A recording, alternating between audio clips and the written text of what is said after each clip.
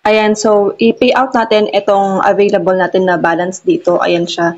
So pindutin lang natin yon. Tapos, heto yung ating option na available. I-pay out ko itong 200 pesos na to kasi itong 500 hindi pa siya pwede kasi nga hindi pa na-reach itong amount na to. So itong 200 pesos lang na to, i-withdraw natin siya. And ayan, pindutin na natin yung withdraw. So, antayin lang natin yung notification. Wala man yung 1 minuto, papasok agad yan sa inyong wallet. Ayan. And nandito na siya sa ating history. Nakalagay pa yung pending. Usually, pumapasok yung ating mga ipinay out. Immediately naman siya. Tulad nga nitong kanilang withdrawal rules. Pero it may take up to 24 hours. Yan yung maximum time limit na paghahintay. And heto nga sa ating screen ngayon, as you can see, nag-reflect na nga yung ating payout. And ito ay na-receive ko within the next 24 hours lang.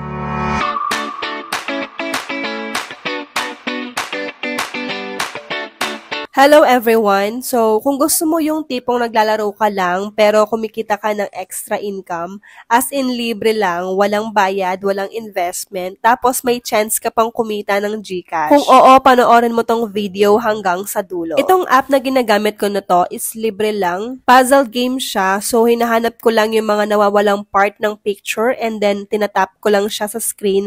After nun, nakakakuha ko ng mga points and yung mga points na yon yung kailangan natin para makapag-payout dito. Doon sa unang part nga ng video, nakita nyo na nakapag-payout ako ng 200 pesos and yun nga is libre lang. Simple lang naman siyang gamitin and habang tumatagal nga, dumadami yung coins mo, tapos yung coins na yon pwede mong i-redeem para sa iba't ibang reward at kasama na nga dyan yung GCash. Pero syempre, to be honest, hindi naman ito instant na pera ha. Hindi ito yung tipo na app na yayaman ka kaagad.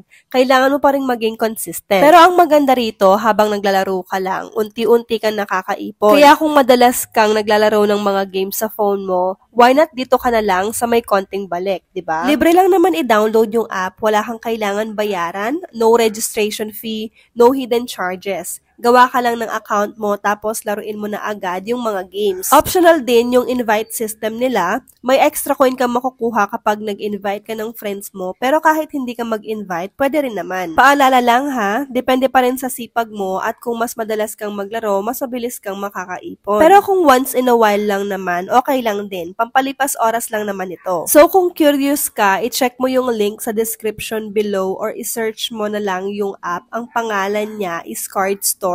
Sa Play Store, libre nang naman yan. Wala kang ilalabas na pera, just your time, and maybe a bit of patience yung kailangan. At kung sakali mang mali yung mapindot ninyo doon sa mga pictures na nakalagay dyan sa ating screen, okay lang naman.